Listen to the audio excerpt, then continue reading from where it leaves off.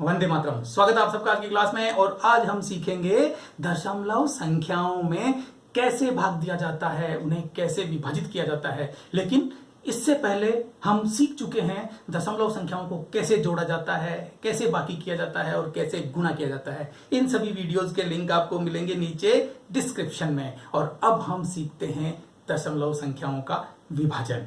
चलिए शुरू करते हैं।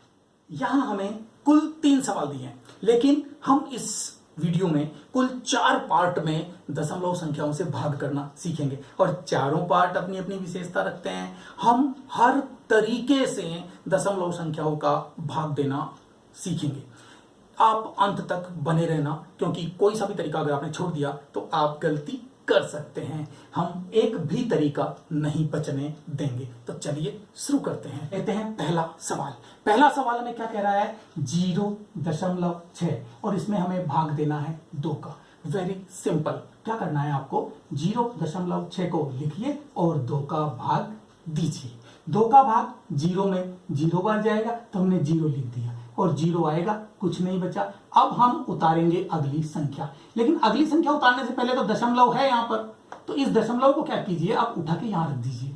अब ये मान लीजिए कि ये दशमलव यहाँ से यहाँ जा चुका है। ये जा चुका है तो इसका मतलब इसे हमने हटा दिया। अब ये मान लिया कि दशमलव यहाँ चला गया, तो अब हम 6 को उतार सकते हैं। 6 हमारा यहाँ आ गया नीचे, और अब हम 2 का भाग देंगे इस 6 में, तो 2 तिया 6, कुछ बचा नहीं, भाग पूरा पूरा चला गया। और जवाब हमें क्या मिला? 0.3। क्लियर। अब हम लेते हैं दूसरा सवाल, और दूसरा सवाल क्या कह रहा है? 2.25, और इसमें हमें भाग देना है किसका? 5 का। वेरी सिंपल, लिख लीजिए 2.25 और भाग दीजिए 5 का। 5 का भाग 2 में दूंगा तो 0 बार जाएगा, तो यहाँ 0 ही आएगा और शेष कितना बचेगा? 2। अब क्या करना होता है? अगली संख्या उतारनी होती है, लेकिन पहले तो पहरेदार बैठा है पॉइंट, और ये पॉइंट मुझे 2 के पास जाने नहीं देगा, तो मैं इस पॉइंट को यहां से यहां भगा दूंगा। ये लीजिए, तो अब ये यहां से जा चुका है, तो अब मैं इस 2 को नीचे उतार सकता हूं। मैंने 2 को नीचे ले लिया। अब 2 को नीचे ले लिया तो मेरे पास क्या आ गया? 22। अब मैं 5 का भाग 22 में दे सकता हूं। 5 चौक 20, कितना बचा? 2। और अगली संख्या को नीचे उतारा तो कितना हो गया? 25। अब मैं 5 का भाग दूंगा 25 में, 25, और भाग चला गया पूरा पूरा। इस तरह से मुझे आंसर मिला 0.45। तो दूसरा सवाल भी आपने देखा, और कुछ अलग सीखते जा रहे हैं हर सवाल में। हर सवाल को ढंग से देखिए। और अब हम लेते हैं तीसरा सवाल। और तीसरा सवाल क्या कह रहा है? तीसरा सवाल कह रहा है कि 0.123 में 3 का भाग दीजिए। 0.123 में भाग देते हैं 3 का। तो चलिए इसको भी देख ही लेते हैं, और क्या खास बात है, सीख ही लेते हैं। तो हम देते हैं भाग 0.123, और भाग दिया हमने किसका? 3 का। तो 3 का भाग सबसे पहले 0 में दूंगा तो 0 बार जाएगा। ये लीजिए 0 आ गया, मेरे पास कुछ नहीं बचा। घटाया तो कुछ नहीं बचा। अब ये पॉइंट मुझे 1 चाहिए नीचे, लेकिन ये पॉइंट बीच में आ रहा है, तो इनका बाइकाट कर दो यहां पर। तो ये यहां से यहां चले गए, तो मेरे पास यहां को डिस्टर्ब करने वाला ही नहीं रहा। तो अब मैं क्या करूंगा? इस 1 को नीचे उतार लूंगा, और अब मुझे 3 का भाग देना है 1 में। 3 का भाग 1 में कितनी बार जाएगा? आप कहोगे नहीं जाएगा। नहीं जाता है, क्योंकि हर पहाड़ा 0 से शुरू होता है। तो कितनी बार जाएगा? 0 बार। तो 0 बार भाग दूंगा तो 0 को 3 से गुणा करने पर 0 ही आएगा, और मेरे पास क्या बचेगा? 1। देखिए, ये जो मेथड भाग का अगर आपको सीखना है तो इसका वीडियो मैं इस दशमलव भिन्न चैप्टर के तुरंत बाद लाने वाला हूं। आप चैनल को सब्सक्राइब कीजिए और बेल आइकन को प्रेस कीजिए। वीडियो आते ही आपको सूचना मिल जाएगी, इसलिए आप अभी सब्सक्राइब कीजिए और बेल आइकन प्रेस कीजिए। और मैं अभी आपको शॉर्ट में बता के चलता हूं कि 3 का भाग 1 में वैसे नहीं जाता, लेकिन हर पहाड़ा 1 से नहीं 0 से शुरू होता है। तो 3 को 0 से गुणा करने पर 0 आता है, इसलिए 3 की टेबल हम 0 बार बोलेंगे तो 0 ही आएगा। और 0 बार बोला तो 0 यहां आ गया, और 0 आया, क्योंकि गुणा करने पर क्या आ रहा है? 0। और इसको घटाया तो फिर 1 का 1 ही आया। और अब हम चलते हैं आगे, क्योंकि फिर हमें उतारनी होती है अगली संख्या। अगला डिजिट हमें उतारना होता है, तो अगला डिजिट हम उतार लेते हैं। चलिए, अब हो गए हमारे पास 12, और अब हम देंगे 12 में 3 का भाग, जो कि जाता है 3 चौक 12। कुछ बचा नहीं। अगली संख्या मैं अब भी उतार सकता हूं 3, क्योंकि आगे संख्या है तो उतरेगी। 3 में भाग दूंगा तो 1 बच जाएगा, 3 एकम 3, और कुछ नहीं बचा, भाग हो गया पूरा पूरा, यानी कि मेरा जवाब आ रहा है 0.041, और इस तरह से ये मिला हमें आंसर। तो आपने देखा तीनों सवालों में कुछ अलग बात थी, तो मैं यहाँ लेने की कोशिश कर रहा हूँ हर वो सवाल जिससे आप हर तरीके का सवाल सीख सकें और आपको भाग में कोई भी समस्या ना आए, ये मेरा प्राथमिक उद्देश्य है। तो चलिए, अब हमने ये सवाल कर लिए, तो अब इनसे और थोड़ा डेंजरस सवाल लेते हैं, लेकिन उनको भी हम करेंगे चुटकियों में। तो शुरू करते हैं। पहला सवाल है 6.54, यानी कि 6.5 और 4, इसमें हमें भाग देना है 12 का। देखिए कैसे देते हैं, बहुत आसान, जैसे आपने अभी किया बिल्कुल वैसा ही सवाल है, ज्यादा टफ नहीं है, क्योंकि दिखने में भी आपको दिख रहा है ऐसा कुछ नहीं है। लेकिन जरा देख लेते हैं, क्योंकि हम सीखेंगे 6.54 भाग देना है मुझे 12 से। 12 से भाग दूंगा तो 6 में कितनी बार जाएगा, 0 बार, इसलिए मैंने यहाँ 0 लिख दिया। और आएगा क्या, मेरे पास आएगा 0, क्योंकि 12 × 0 = 0। अब मैं इसको घटाऊंगा तो मुझे मिलेगा 6।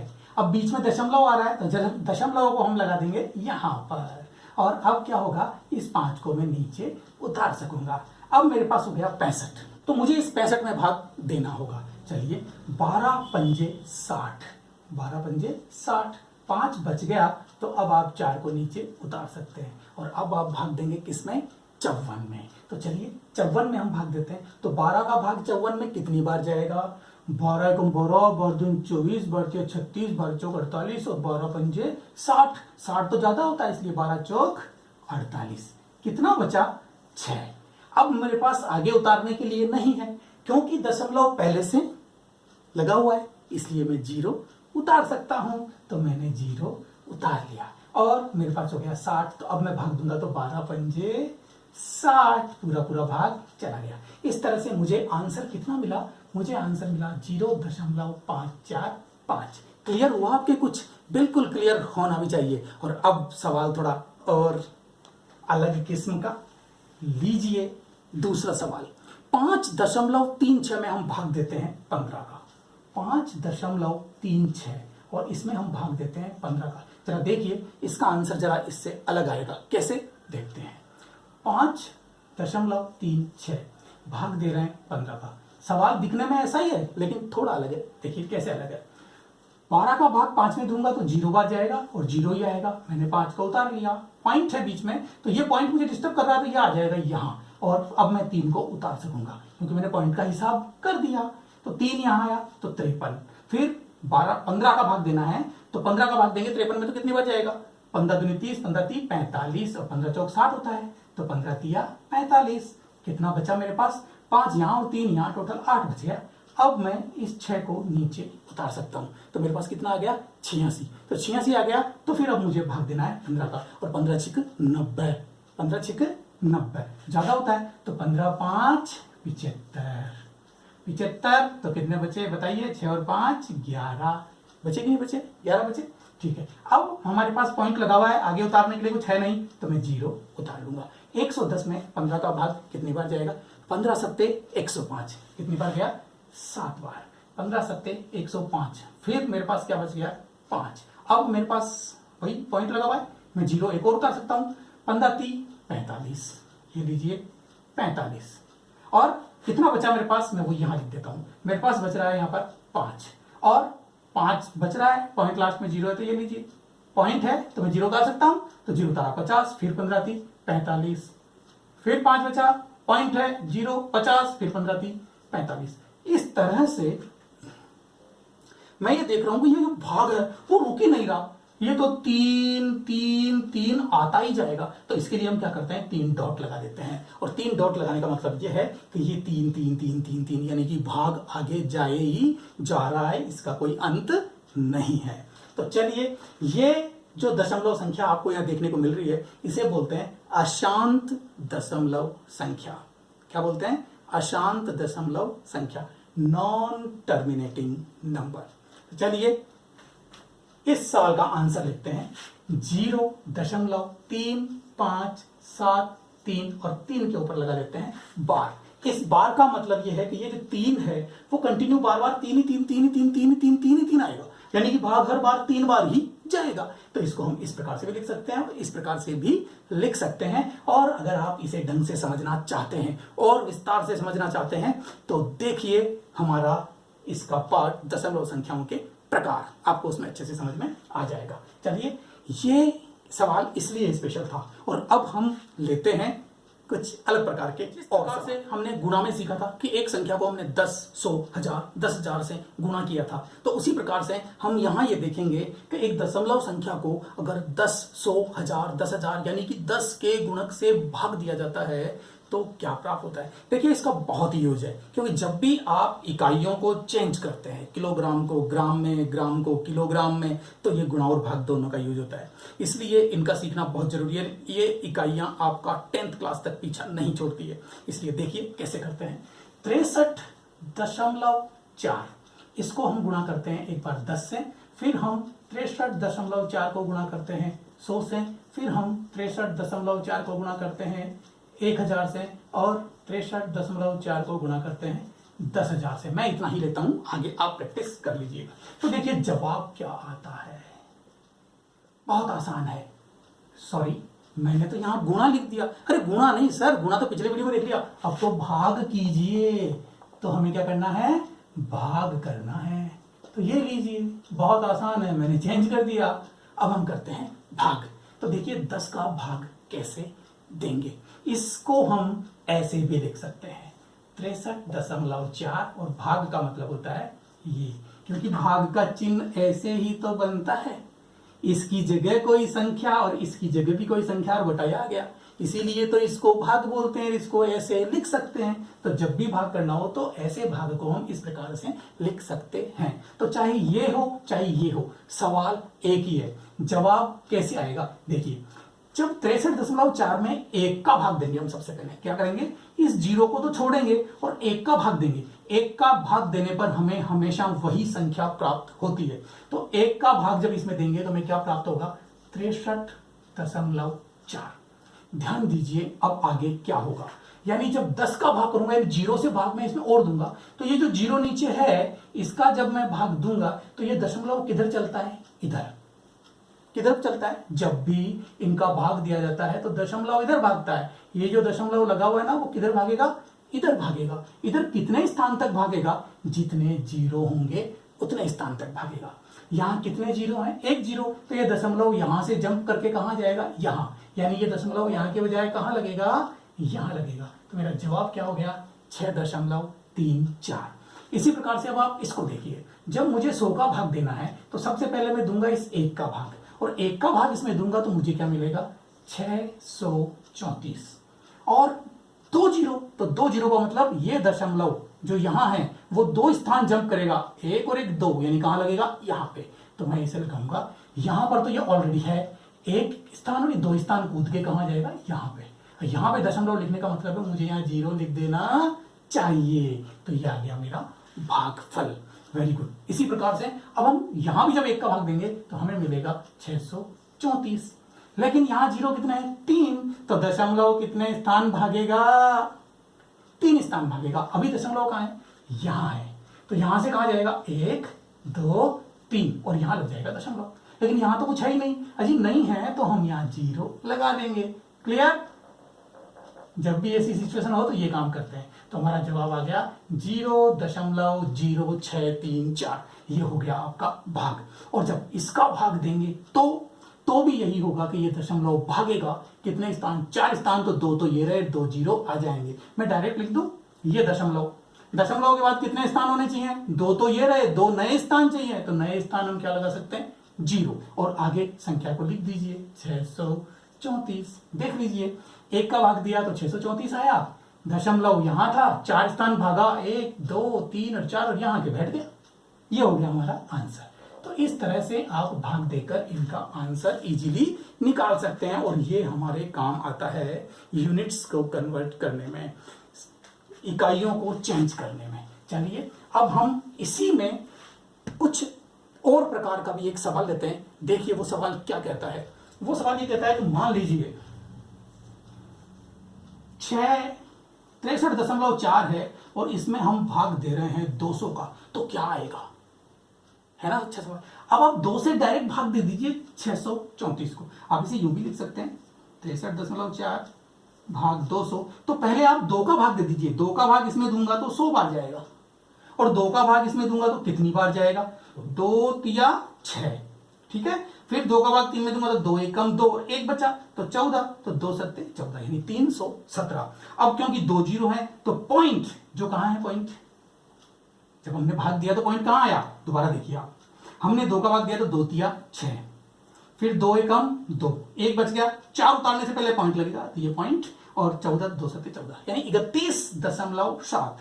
इसमें जब हम 100 का भाग देंगे तो हमारे को जवाब क्या मिलेगा, 100 का भाग देने का मतलब है दशमलव कितने स्थान भागेगा, 2 स्थान, तो 2 स्थान भगा दीजिए यानी कि दशमलव लगेगा यहां पर 0.317, ये हो जाएगा हमारा आंसर। तो जब भी आपको यहाँ 00, 000, 40 के साथ में कोई अंक मिलता है तो पहले तो उस अंक से डिवाइड कर दीजिए, और जो भी आता है उसमें फिर किसका भाग लगेगा, 100 का, और इसको इसी प्रकार से सॉल्व कर दीजिए। सरल करके सॉल्व करना बहुत आसान होता है, तो इस तरह से हम ऐसे सवालों को कर सकेंगे। एक तरह से हमने 4 प्रकार देख लिए, लेकिन मेरा चौथा प्रकार कौन सा है अभी बाकी है, और बहुत ही अच्छा है। तो चलिए अब हम शुरू करते हैं, उस चौथे प्रकार को देखते हैं और समझते हैं सबसे जटिल सवालों को कितनी आसानी से करते हैं। चलिए तो लेते हैं पहला सवाल, और पहला सवाल क्या कह रहा है कि 2.88 में भाग दीजिए 1.2 का।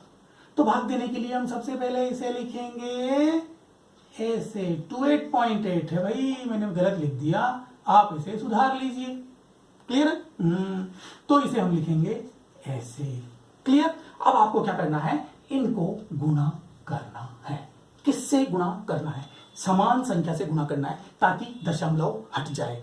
यहां देख रहे हैं दशमलव के बाद एक संख्या है, यहां देख रहे हैं दशमलव के बाद एक संख्या है। अगर मैं इसको 10 से गुणा करूंगा तो ये हट जाएगा, गुणा में हमने सीखा था ना, बिल्कुल वैसे ही। तो लीजिए 10 से इसको भी गुणा करते हैं, 10 से इसको भी गुणा कर देते हैं। तो देखिए जवाब क्या आता है, इसको इससे गुणा करने पर क्या होगा, 288 आएगा। क्यों, क्योंकि जब भी गुणा करते हैं तो दशमलव किधर भागता है, इधर भागता है। एक स्थान है, 288 को 1 से गुणा करूंगा तो 288 आएगा, और पॉइंट जो है 1 0 है तो एक स्थान इधर भागेगा, यानी यहां लग जाएगा। तो उसका कोई मतलब नहीं है, क्योंकि बाद में 0 है, इसलिए 288 आया।